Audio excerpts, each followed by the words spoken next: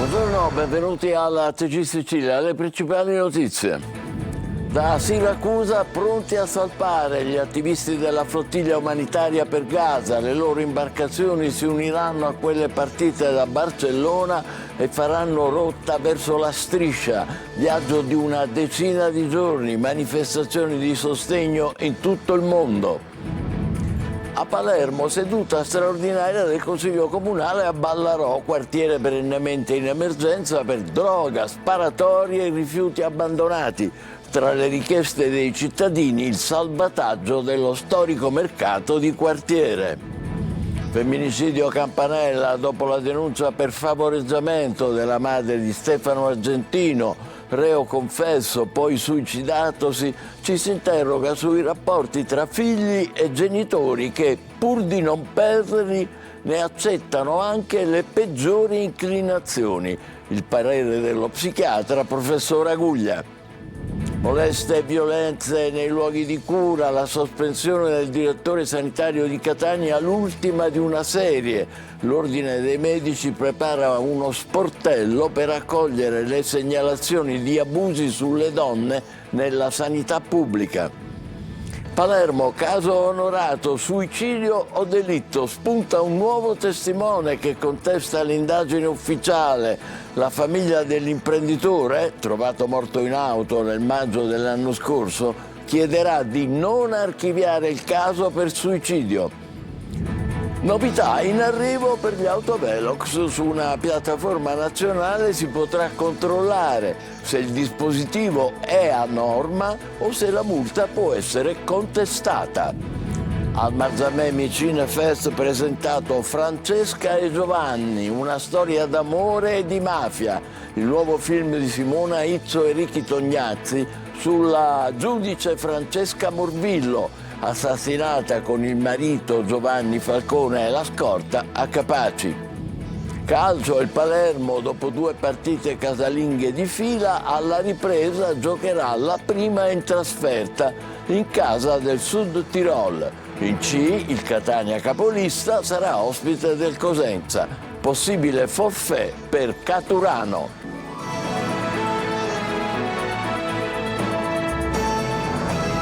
Bentrovati, dunque a Siracusa sono pronti a salpare gli attivisti della Global Sumud Flottiglia, spedizione con gli aiuti umanitari per Gaza, ma sentiamo le ultime notizie in diretta da Siracusa con Luca Ciliberti. A te Luca.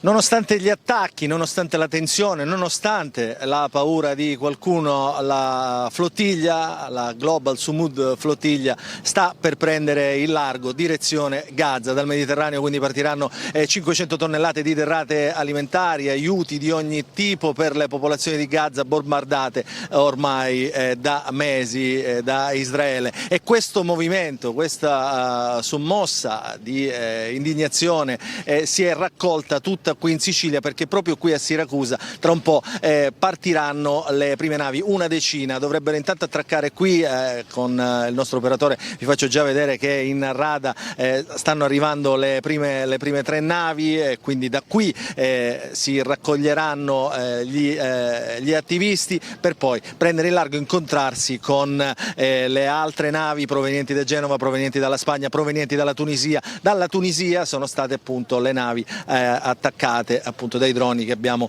visto negli ultimi giorni. Intorno alle 14:30 l'orario un po' variabile, insomma, per via dell'organizzazione che non dipende da terra, scenderanno gli attivisti, scenderanno i responsabili di questa missione per raccontare i numeri della Global Sumud Flottiglia fino a questo momento e poi si prenderà il largo. In questo momento è partito un gommone da terra, da qui, con 2 parlamentari, Arturo Scotto e Annalisa Corrado, che sono 2 parlamentari, un europarlamentare e un parlamentare del PD, che appunto stanno facendo una prima ricognizione a bordo. Solo per curiosità vi dico che ci sono tantissimi attivisti che arrivano da tante parti d'Europa che vorrebbero imbarcarsi proprio in queste ultime ore. Ovviamente non gli sarà consentito. Intanto vedete appunto alle mie spalle cominciano a vedersi le navi. Noi abbiamo sentito una responsabile del comitato d'accoglienza palestinese proprio qui a Siracusa, che ha organizzato insomma le fasi preparatorie. Sentiamola. Siracusa prontissima ad accogliere questo momento emozionante della partenza della Global Sumud. Siamo qui in attesa delle barche per una grossa e importante accoglienza. Allora, quante barche partiranno, si sa, perché insomma questo è il grande dubbio. È un dubbio che forse scioglieremo solo quando le barche arriveranno, perché sappiamo una decina di barche, forse di più, quindi lo scopriremo man mano che arriveranno al porto oggi. Fino all'ultimo avete raccolto derrate alimentari, aiuti umanitari da mandare a Gaza, perché? Perché è importante fare sentire la solidarietà e la nostra voce. Abbiamo raccolto anche delle lettere di bambini che da Siracusa speriamo vengano consegnate a Gaza. È una solidarietà crescente, ovviamente si sente anche qui palpabile, insomma tanti attivisti che cominciano ad arrivare proprio per sostenere la missione umanitaria. Le navi, ecco, noi siamo messi in una posizione piuttosto privilegiata, una delle navi attraccherà proprio qui accanto a noi, quindi poi vi potremmo raccontare anche se arriveranno prima della fine del notiziario appunto anche questi momenti. Intanto ti restituisco la linea, Michele. Grazie Luca, se hai notizie pronti a ritrovarti a Siracusa in diretta. In Sicilia anche oggi purtroppo sangue sull'asfalto, una donna di 64 anni ha perso la vita a Porto Empedocle, investita da un'auto davanti a un ristorante in contrada Marinella. Davide Sardo. La Procura di Agrigento ha aperto un'inchiesta sulla tragedia avvenuta a Porto Empedocle. Isabella Messina, 64 anni, di Agrigento, impiegata, moglie e madre, è stata travolta da un'auto in corsa lungo via Crispi a pochi passi da casa. L'impatto è stato violentissimo, la donna è stata trascinata per metri ed è morta sul colpo nonostante i soccorsi immediati dei sanitari del 118. Alla guida della Renault Clio un 21enne di Porto Empedocle rimasto illeso ma sotto shock. Con lui un passeggero, entrambi ascoltati dagli investigatori. Per il giovane si profila l'accusa di omicidio stradale. Sul posto la Polizia Stradale di Sciacca e gli agenti del Commissariato Frontiera di Porto Empedocle che hanno eseguito i rilievi. Indagini in corso per chiarire dinamica e responsabilità. Intanto cresce l'amarezza tra i residenti della zona che da tempo denunciano le condizioni di pericolo di quel tratto di strada in contrada Marinella, illuminazione scarsa, asfalto disconnesso e auto che sfrecciano senza controlli. Una tragedia che riaccende l'allarme sulla sicurezza stradale. Un controllore è pestato sull'autobus per aver chiesto di esibire il biglietto. Un buttafuori al pronto soccorso per aver tentato di sedare una rissa. E 2 discoteche chiuse. Ancora violenza nel capoluogo e in provincia. Maglio Viola. Dalla movida e dalle discoteche fino al semplice trasporto pubblico o urbano, non c'è luogo a Palermo che non sia coinvolto da continui episodi di violenza. Le cronache delle ultime ore ce ne consegnano almeno 4. Un buttafuori della discoteca di Cinisi, il Chezzal, si è presentato nella notte al pronto soccorso dell'ospedale di Partinico con una ferita alla spalla provocata con una bottiglia. L'uomo sarebbe stato colpito mentre tentava di sedare una rissa fra una ventina di giovani davanti al locale. I carabinieri erano già stati chiamati per quella rissa, ma al loro arrivo non avevano trovato nessuno, tranne poi trovare invece il buttafuori ferito al pronto soccorso. Per la discoteca di Cinisi è scattato un provvedimento di chiusura per 10 giorni. È la seconda volta che il Chezzal si trova in queste condizioni. La prima era successo lo scorso 29 giugno. Diversa la vicenda che ha portato a un provvedimento di chiusura per 7 giorni per un'altra discoteca, questa volta a Cefalù, Le Vele. Nelle stesse ore sono scattati gli arresti per 6 persone, fra cui un 17enne per una rissa scoppiata invece in strada in Corso dei Mille in città lo scorso 8 di agosto. Ma la violenza non riguarda soltanto la movida. Un 44enne campano è stato arrestato per aver picchiato il controllore che lo aveva sorpreso senza biglietto e voleva comminargli una multa. L'uomo ha colpito più volte il dipendente dell'AMAT per poi fuggire dall'autobus a piedi, ma è stato riconosciuto, rintracciato e arrestato per lesioni a incaricato di pubblico servizio. Sempre a Palermo, seduta straordinaria del Consiglio Comunale a Ballarò, quartiere anche questo perennemente in emergenza per droga, sparatorie e cumuli di rifiuti. Tra le richieste dei cittadini il salvataggio dello storico mercato di quartiere. Marco Gullà. Dall'emergenza crack al contrasto alla violenza e poi la riqualificazione del mercato sono solo alcune delle richieste di residenti e associazioni del quartiere Ballarò discusse nel corso di una seduta del Consiglio Comunale straordinaria che si è svolta proprio nel cuore del quartiere palermitano. Residenti, comunità parrocchiali, imprenditori, associazioni e volontari hanno ribadito ancora una volta, per l'ennesima volta, la necessità di accendere i riflettori sulle emergenze che riguardano Ballarò e lo hanno fatto nel corso di questa seduta straordinaria. Io spero che ci sia ascolto da parte del Presidente, da parte dei consiglieri. Se date la possibilità di ascolto a tutti, in un contesto anche assembleare, pur secondo le regole del Consiglio Comunale, che questo ascolto sia concreto. Il Comune ci deve aiutare, anzi il Comune deve combattere con noi questa povertà. Dobbiamo essere tutti uniti a questo. Per questo vi chiedo di aprire un tavolo tecnico stavolta serio, per creare il reddito, sistemare il quartiere e veramente togliere quello che non va bene, ma quello che non va bene non significa i mercatari. Il presidente del Consiglio Comunale di Palermo ha accolto le richieste della comunità di Ballarò. Chiaramente noi ascolteremo, soprattutto l'amministrazione, sono qui tanti presenti, tanti assessori, ascolteremo e chiaramente poi dovremo trovare a questo dare delle risposte. A tutto quello che ascolteremo daremo delle risposte. E adesso si spera in fatti concreti per dare un volto nuovo ad un quartiere perennemente in emergenza. Il caso di Sara Campanella, della denuncia della madre della vittima nei confronti della mamma di Stefano Argentino, reo confesso e suicida in carcere per favoreggiamento e per aver incitato appunto il figlio, fa emergere il problema delle dinamiche tossiche fra genitori e figli, con parenti che pur di non perdere i minori e il loro rapporto ne subiscono anche le peggiori tendenze. Al nostro microfono ecco il professor Aguglia, ordinario di psichiatria all'Università di Catania. Ascoltiamolo. I genitori oggi sono più orientati a rappresentarsi come sostituti in termini di soluzione delle problematiche, piuttosto che come referenti che possono dare indicazioni e spiegazioni e direi possono anche mostrare una complicità nella soluzione. Questo porta ad una debolezza, ad una vulnerabilità del ragazzo che naturalmente non ha nessuna capacità decisionale autonome e delega in maniera automatica i propri genitori rispetto a eventuali problemi con cui si deve confrontare. E in Sicilia si moltiplicano anche gli episodi di violenza ai danni delle donne nei luoghi di cura. Dopo la sospensione del direttore sanitario di Catania accusato di aver molestato una collega, l'Ordine dei Medici prepara a questo punto uno sportello per accogliere altre segnalazioni di abusi sulle donne nella sanità pubblica. Desiree Ferlito. E allarme in Sicilia per le violenze sulle donne nei luoghi di cura. Il caso del direttore sanitario dell'Aspet NEA, Giuseppe Angelo Reina, ex primario dell'ospedale di Paternò, sospeso dal servizio con l'accusa di violenza sessuale ai danni di una collega, è solo l'ultimo racconto che sembra aprire un vaso di Pandora. Solo negli ultimi 3 anni sono 6 i medici siciliani condannati per abusi sessuali. Secondo l'accusa, Reina, durante la sua direzione a Paternò e in particolare dal dicembre 2018 al 2024, avrebbe adottato comportamenti espliciti per ottenere prestazioni sessuali approfittando della propria posizione. Il tutto sarebbe stato immortalato dalle telecamere di videosorveglianza.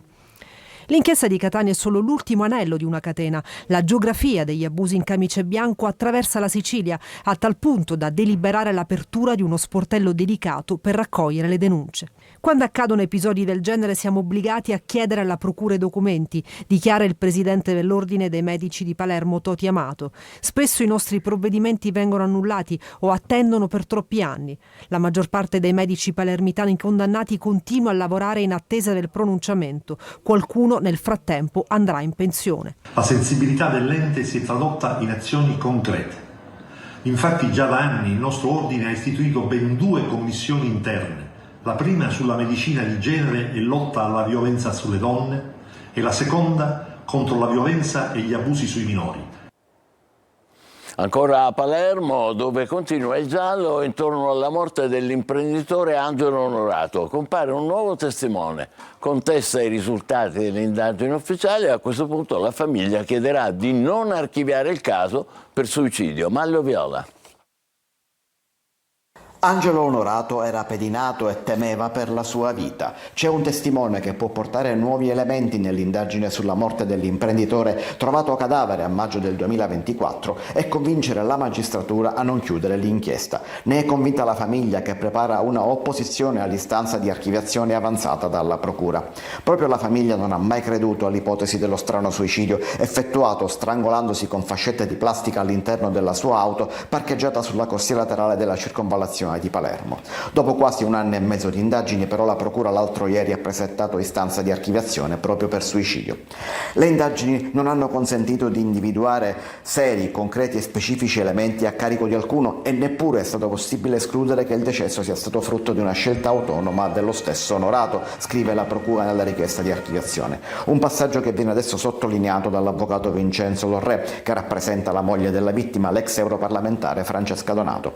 Quasi certo che la famiglia dunque si opporrà alla richiesta di archiviazione, chiedendo di proseguire le indagini. Ci è stato consegnato stamattina un fascicolo di oltre 2000 pagine, dice l'avvocato Lorrè, che stiamo leggendo con attenzione prima di formulare le nostre considerazioni. Lorrè sottolinea poi come il testimone racconterà che Onorato si confidò con lui dicendo che nel mese di marzo si era accorto, quindi 2 mesi prima della morte, di essere stato pedinato da 2 persone e di essere preoccupato per la sua incolumità.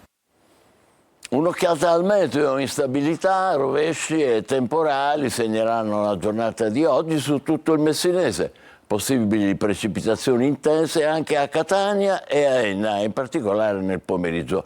Ieri un'ora di pioggia tra le 22 e le 23 ha messo in seria difficoltà l'area urbana e extraurbana di Alcamo, come vedete, con diversi allagamenti. Sono immagini di Andrea Chiarelli, Facebook. Per fortuna nessun danno alle persone, ma ingenti le conseguenze: auto distrutte, strade che hanno ceduto, cantine allagate. Nella chiesa del santuario della Madonna dei Miracoli si sono accumulati 50 centimetri di fango e detrito, e per tutta la notte naturalmente sono intervenuti Polizia Municipale, Vigili del Fuoco, Protezione Civile, e per precauzione è stato chiuso il santuario. Dopo i tanti ricorsi contro le multe elevate dagli autovelox in tutta Italia, un decreto del Ministero dei Trasporti chiarisce definitivamente che non c'è differenza tra approvazione e omologazione dei dispositivi. In arrivo inoltre anche novità per il cittadino, che potrà controllare online se un autovelox è conforme o meno alle norme. Eva Spampinato per i dettagli. Nessuna differenza tra approvazione, installazione e omologazione. Le infrazioni di velocità rilevate dagli autovelox catanesi sono regolari. Negli ultimi mesi il tema dell'omologazione degli autovelox è stato più volte al centro dell'attenzione dei social, ma anche della giurisprudenza in tutta Italia. Anche a Catania non sono mancati i ricorsi dei cittadini contro le multe, a detta di alcune interpretazioni non valide. Un cavillo tecnico legato alla congiunzione «e», che adesso è stato definitivamente risolto da un decreto del Ministero dei Trasporti datato 18 agosto 2025. Chiarisce in via definitiva che omologazione e approvazione sono 2 sinonimi, e quindi uno strumento approvato, uno strumento omologato, a condizione che entri poi la comunicazione appunto di dove sono gli autovelox nella piattaforma nazionale, sarà perfettamente in regola. A dirimere la pioggia di ricorsi e di interventi delle Cassazioni di varie città d'Italia è intervenuto dunque il ministro Salvini con l'articolo 2 del decreto, che inoltre introduce da ottobre anche una novità utile al cittadino. L'istituzione di una piattaforma nazionale per la quale tutti i comuni d'Italia sono obbligati a indicare esattamente dove sono stati piazzati questi autovelox. In pratica sarà possibile controllare online se un autovelox è regolarmente registrato e omologato. Il Ministero dei Trasporti pubblicherà un elenco nazionale ufficiale consultabile da tutti, utile per sapere se un dispositivo è conforme alle norme. Dai dati in possesso della Polizia Municipale, nel primo semestre 2024, confrontato col primo semestre 2025, ecco che abbiamo avuto oltre il 50% in meno di incidenti. Ritorno a scuola. A Caltanissetta si prevede un inizio d'anno scolastico da incubo per i bimbi disabili e i loro genitori, dopo la decisione da parte dell'amministrazione comunale di ridurre il servizio di assistenza all'autonomia e alla comunicazione. Ci sono state naturalmente reazioni, ce le racconta Rita Cinardi.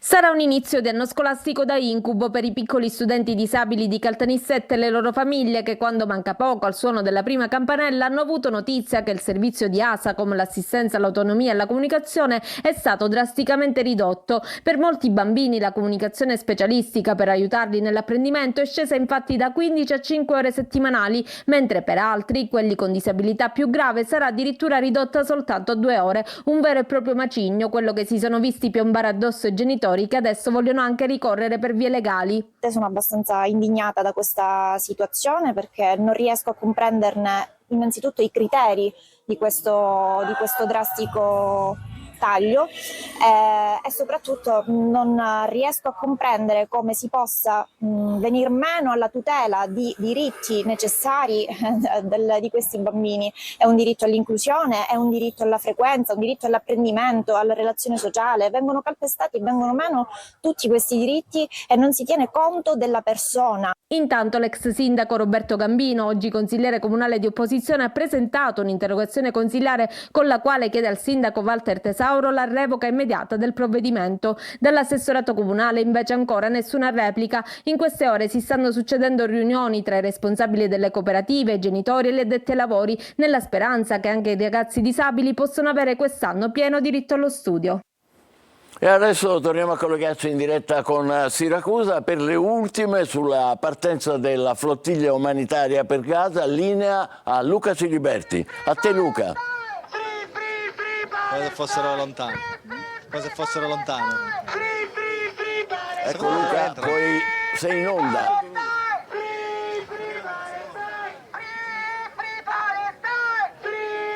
E il collega in questo momento non ci sente. Luca, puoi andare. Allora, siamo in onda, dovremmo essere in onda, è arrivata, dunque ve lo documentiamo in diretta, alla mia destra la prima imbarcazione che è approdata qui a Siracusa, la Morgana, a bordo una decina di persone, con me c'è l'eurodeputato Corrado del Partito Eurodeputato. Ora, insomma, noi ci atteniamo insomma all'etichetta. Allora, cosa sta succedendo qui? Questa è la prima nave, ce ne sono altre due, un'altra sta arrivando, che dovrebbero approdare in questo momento. Lei sarà in una di queste. Sì, allora adesso alle 2 all'incirca, minuto più, minuto meno, ci sarà la conferenza stampa ufficiale, quindi con la portavoce della flottiglia e con tante altre persone che racconteranno e testimonieranno quello che stiamo andando a fare. E dopodiché, quando arriveranno anche alcune barche entreranno in acqua e poi ovviamente, come sempre detto, quando le altre partite dalla Tunisia ci raggiungeranno andremo tutte verso... Chi c'è a bordo di queste imbarcazioni che stanno arrivando qui? Allora ci sono volontarie, esponenti delle istituzioni che come me sono qui per cercare di portare tutta la protezione possibile a questa missione importantissima. È una missione che ha riempito i cuori di tantissime persone dopo mesi e anni di stallo, dopo mesi e anni in cui la politica non era riuscita a dare risposte di fronte a quello che è un vero e proprio genocidio che sta avvenendo a Gaza per colpa della mano assassina del governo di Israele. Non avete paura dopo i bombardamenti delle ultime ore? Quelli sono intimidazioni vere e proprie e la paura c'era già prima di quelle, non è che non ci fosse, ci sono state le minacce del ministro di trattare le persone che invece si stanno comportando esattamente come il diritto internazionale vuole e chiede, di trattarli come terroristi. Quella è veramente una minaccia. Grazie Corrado. Nel frattempo vi mostriamo, prima di restituirvi la linea, la barca che è appena arrivata in fondo. Ecco, grazie. Passiamo allo spettacolo. Al Marzamemi Cinefest presentato Francesca e Giovanni, una storia d'amore e di mafia, il nuovo film di Simone Aizzo e Ricky Tognazzi sulla vita della giudice Francesca Morvillo, assassinata con il marito Giovanni Falcone e la scorta a Capace. Orazio Longo. Era necessario fare questo film a 30 anni, 32 anni dalla morte, insomma diventava veramente una mancanza nei confronti non solo della stessa Morvillo, ma persino di Falcone. Proprio per dare forza e vigore al personaggio di lei abbiamo scelto di raccontare tutto il film dal punto di vista della nostra protagonista. Francesca e Giovanni, una storia d'amore e di mafia, è il nuovo film con la regia di Simona Izzo e Enrico Tognazzi, proiettato al Marzamemi Cinefest 2025. Il viaggio si dipana partendo da un'ottica privata fino alla dimensione pubblica, tra la loro formazione individuale e le loro vite insieme. A un certo punto dice: abbiamo fatto tutto, anche essere felici. Cioè loro sono riusciti veramente a vivere quei 13 anni in modo anche totale, anche gioiosamente. A interpretare Francesca Morvillo, l'attrice Ester Pantano. Questo amore loro poi si trovano assolutamente sacrificati, quindi raccontiamo anche il sacrificio di questo amore recluso, di questo amore che ovviamente era sempre sotto gli occhi della scorta, era sempre privo di libertà, di fare una passeggiata in libertà, erano anche diventati antieroi. La fonte letteraria del film è un libro del giornalista e saggista Felice Cavallaro. Il cammino da fare è ancora tantissimo, e allora ricordare cosa è accaduto anche attraverso la figura di una donna come Francesca Morvillo ci può aiutare a capire quali errori evitare, quali errori del passato evitare e quale prospettiva cercare di dare ai nostri ragazzi. Complimenti per quest'opera di grande valore, è il momento della pausa, tra poco il calcio, state con noi, vi aspetto.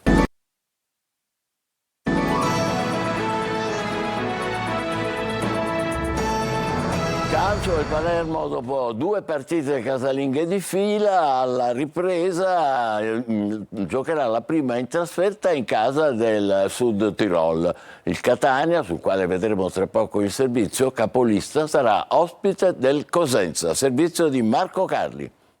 Cosenza nel mirino. Il Catania capolista è entrato nel vivo della preparazione della partita del San Vito Marulla che domenica Telecolor trasmetterà in diretta con un ampio pre-gara a partire dalle 14. Toscano verifica le disponibilità. Pastore in conferenza stampa ha parlato del lavoro differenziato per Celli, Caturano e Rolfini. Il primo tornerà disponibile per Cosenza, ma potrebbe essere ancora Pieraccini a giocare dal primo minuto. Caturano ha trovato un modo di lavorare diverso, più intenso e un terreno di gioco in erba piuttosto che sintetico. Ha un affaticamento muscolare che potrebbe tenerlo fuori dai giochi per Cosenza, ma sicuramente tornerà fra i convocati per la partita col Sorrento. Rolfini invece dovrebbe essere disponibile nella settimana che prevede anche il derby col Trapani nel turno infrasettimanale. Il lavoro prosegue fra Massimino e Cibalino, mentre Zarbano conferma quella che è la forza di questa squadra. Il miglior acquisto di quest'anno, io non vado sui singoli, è stato il gruppo. Secondo me siamo stati bravi, Ivano è stato bravo a portare avanti quelle che erano le linee della direzione per creare un gruppo compatto, un gruppo coeso, un gruppo di uomini prima ancora che di giocatori. Questo è l'acquisto più importante di questa stagione, secondo me. E noi ci fermiamo qui, grazie, buon pomeriggio.